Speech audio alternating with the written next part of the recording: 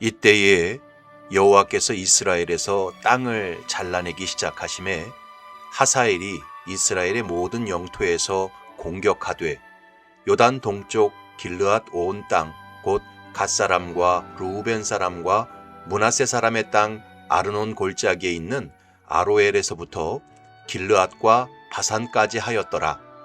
예후의 남은 사적과 행한 모든 일과 업적은 이스라엘 왕 역대지략에 기록되지 아니하였느냐.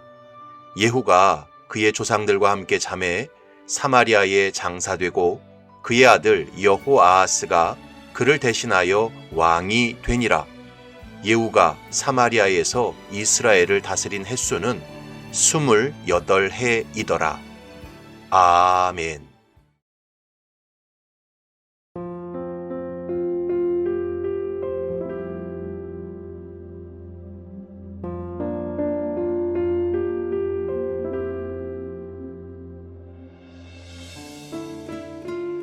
제1원인이라는 이론이 있습니다.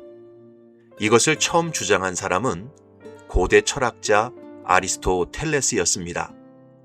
아리스토텔레스는 세상에서 움직이는 모든 것은 무엇인가에 의해 움직여지며 이러한 원인과 결과의 계열을 끝까지 추적하면 궁극적으로 자기는 스스로 움직이지 않으면서 다른 것을 움직이는 제1원인을 고찰하게 된다라고 말했습니다. 이 말을 쉽게 설명하면 이렇게 설명할 수 있습니다. 제가 이 세상에 존재하게 된 원인은 제 부모님이 계셨기 때문입니다. 제 부모님이 저를 낳으셨기 때문에 제가 이 세상에 존재할 수 있는 것이지요. 그렇다면 제 부모님은 어떻게 이 세상에 존재하셨을까요? 바로 제 조부모님과 외조부모님이 계셨기 때문입니다. 그리고 조부모님은 증조부모님이 계셨기 때문이고 증조부모님은 고조부모님이 계셨기 때문입니다. 이런 식으로 어떤 결과의 원인을 계속 찾아 올라가다 보면 첫사람 아담과 하와에게까지 거슬러 올라갑니다. 그렇다면 그 첫사람 아담과 하와는 어떻게 존재할 수 있었습니까? 바로 제1원인이신 창조주 하나님, 성삼위 하나님, 스스로 계신 하나님께서 아담과 하와를 만드셨기 때문에 그들이 존재할 수 있었습니다. 그러므로 제1원인이신 하나님께서 계시지 않았다면 이 세상도 존재할 수 없고 보이는 세계와 보이지 않는 세계의 모든 피조물도 존재할 수 없습니다. 이런 철학적 추론을 통해서도 이 세상에 제1원인이신 하나님께서 존재하신다는 사실을 분명히 증명할 수 있습니다. 여러분, 이 세상의 제1원인은 인간이 아닙니다. 인간이 이 세상의 주인이 아닙니다. 만물의 창조자요, 스스로 계신 여호와 하나님께서 이 세상의 제1원인이시고 주인이십니다.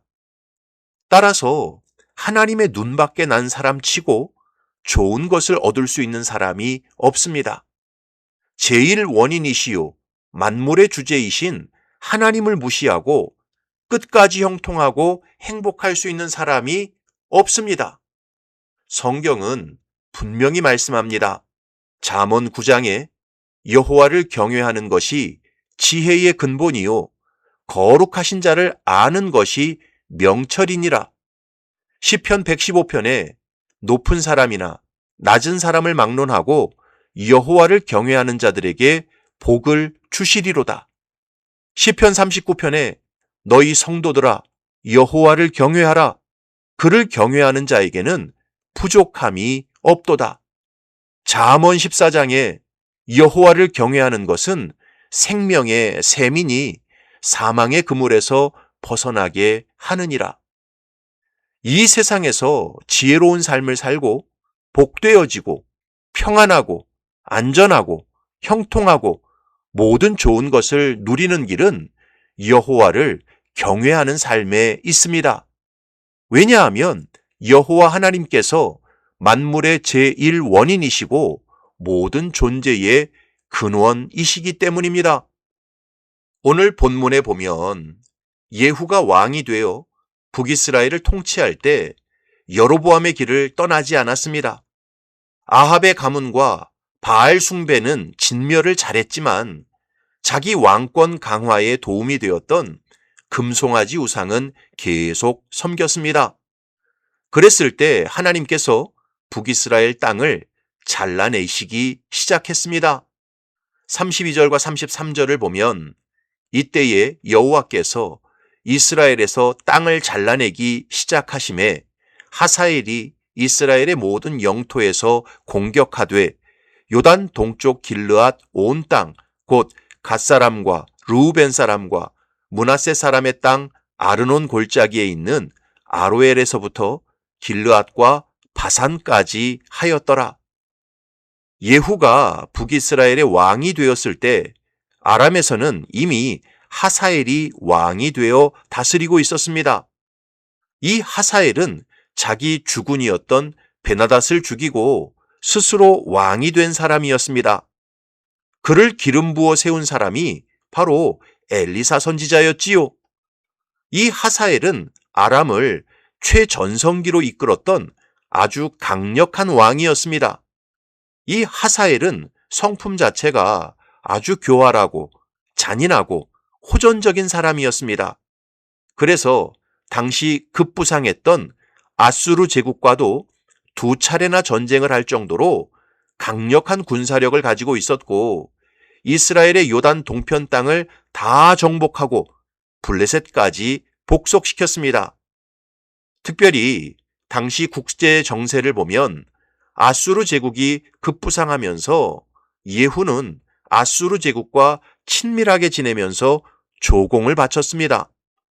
이런 북이스라엘의 행태가 아람 왕 하사엘이 볼 때 너무나 마음에 안 들고 괘씸했습니다. 그래서 북이스라엘의 가장 비옥한 땅이었던 요단 동편 땅 바산 지역을 완전히 점령해 버렸습니다. 그런데 성경은 이런 모든 상황이 벌어지게 만든 주체가 여호와 하나님이셨다고 분명히 기록하고 있습니다.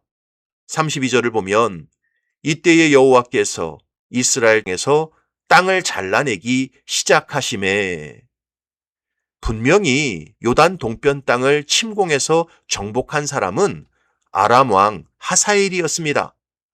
그런데 그를 세운 분도 여호와 하나님이셨고 그를 충동시켜 요단 동편 땅을 점령하게 하신 분도 하나님이셨습니다. 그래서 성경은 아람 왕 하사엘의 침공을 여호와께서 이스라엘 땅을 잘라내기 시작한 사건으로 기록한 것입니다. 여러분, 세상에서 일어나는 수많은 사건들과 국제 정세가 그냥 우연히 일어나는 게 아닙니다. 바로 만물의 창조자요, 역사의 주관자이신 하나님의 뜻과 섭리 가운데서 일어나는 것입니다. 또한 우리 개개인이 만나는 일상의 사건들과 상황들이 그냥 우연히 벌어지는 게 아닙니다. 바로 생사화복의 주관자이신 하나님의 경륜과 의지 속에서 일어나는 것입니다.